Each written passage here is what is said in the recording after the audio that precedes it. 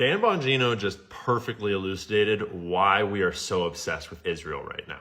And despite his and this whole administration's endless Zionist rhetoric, this is why, if you are pro-Israel, you are not currently America first. And until we deal with this problem, we are not a free nation. About a year and a half after that, I'm in a green room at Fox, and I'm not going to say who because they didn't give me permission to share. It says, you know, Epstein's an intelligence asset for people in the Middle East, right? I'm like, no, I didn't know that. I'm like, you sure of that? The person, let's say, is like, I'm absolutely sure of that. That he's either a witting or unwitting asset, intelligence asset. Meaning, this part, his plane and that island, the cameras, there's a big assumption out there that these videotapes were exclusively in the custody of Epstein. That's a huge mistake. The reason they wanted this story to go away is because there's an assumption like, oh yeah, Epstein had him. No, he wasn't the only one who had him, according to this source. These assets, that's why this blackmail story makes so much sense. Which Middle Eastern countries they are, I don't know. But you don't know?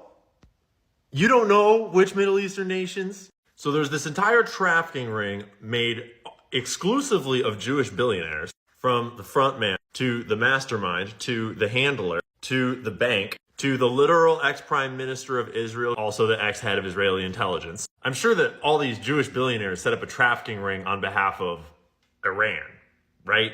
So it's an open secret at Fox News, in these political circles, that Epstein was an intelligence asset of some nation in the Middle East. I don't know if you haven't been paying attention, but the Jews don't get along too well with these Arab nations. What nation could they possibly work for? But the most critical part is that the blackmail was not exclusively in Epstein's possession, because that's not how that works.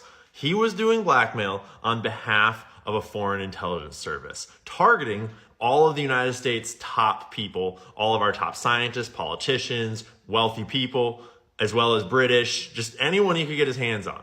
And all of that blackmail is possessed by whatever country he was working for to this day. And they won't give it to us. So even if they blow this story up, expose all the files, even if they show the tapes, which they won't and should not do, we still wouldn't be the only people in possession of them. Every single person on those tapes is controlled by some foreign country in the Middle East. It's like, what foreign country in the Middle East has an insane amount of influence over everyone in the United States for no explicable reason?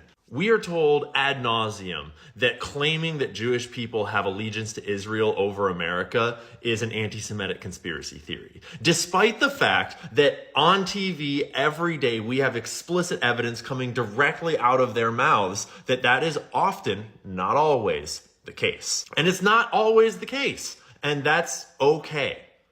But sometimes, frequently, at the top of power, it is the case. Such as Jonathan Pollard, one of the most egregious intelligence leaks in American history. He was an American Jew that, because of his Jewish heritage, had a stronger allegiance to Israel than America and committed high treason by giving Israel all of our secrets. This probably has a lot to do with Bill Clinton getting blackmailed by Epstein with the Monica Lewinsky scandal. That was all very tied together.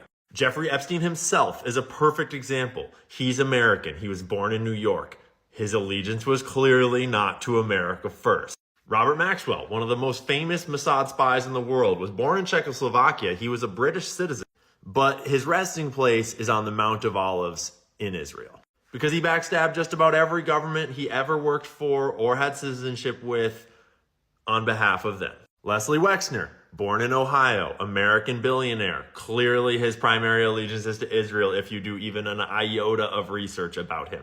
This bro was running trafficking rings out of all of Victoria's Secret, as well as Abercrombie & Fitch and Hollister. And I just had to giggle because I accidentally noticed that Ehud Barak, ex-prime minister of Israel, head of military intelligence, key member of putting this trafficking ring together and managing it. Yeah, he wasn't born in America, but he was born in Palestine, ironically enough. And a massive, massive portion of American citizens today have this question, both on Trump's side and on the left, and everyone in the middle is noticing very rightly that Trump and Tulsi and Cash and Pam Bondi RFK, Marco Rubio.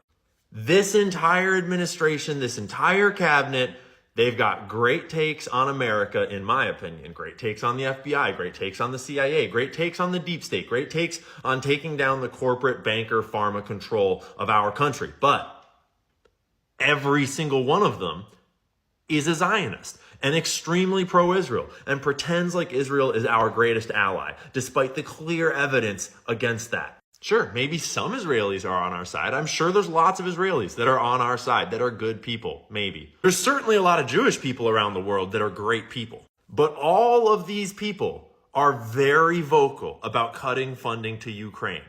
That's great. But then they try to deflect and stay silent and just do a little dance every time we notice that we're spending more money on Israel than on Ukraine over the years. None of them are talking about cutting funding to Israel that is actively blackmailing the entire US government, has a secret nuclear program, is committing a genocide. At the very least, it's an apartheid state. Their national economy is deeply intertwined in the diamond industry and all sorts of illegal international trade and human rights abuses around that in Africa. We have anti-Semitic speech laws in America when we can criticize our own government and our own president, but we can't criticize Israel. We can't even talk about it, or else we'll get kicked off the internet, kicked out of the government.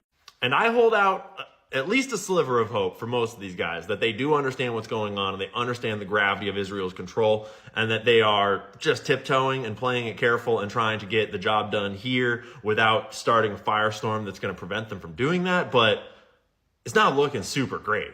And just like, forget about all the other conspiracy theories about Israel. Forget about the Rothschilds. Forget about the Federal Reserve. Forget about the fact they own the media. Forget about the fact that they founded Hollywood. Forget about all that. Whether you think it's true or not, it does not matter. Just Epstein alone, just Epstein, blows this whole thing wide open. And even if every other Jewish conspiracy theory was not true, and a lot of them are not true, some of them are maybe, Epstein alone would be cause to sever all diplomatic ties with Israel until this story is completely exposed, because our government is not our own if our presidents and our senators and our top officials and our intel agencies and our billionaires and our media are being blackmailed with that kind of information and material by Israel.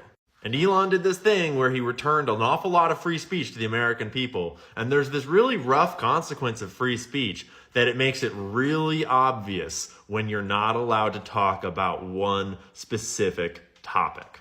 And the way that all the Zionists are going to freak out and call me names because of this video pointing out very clear facts that everyone can see for themselves online, that only proves my point.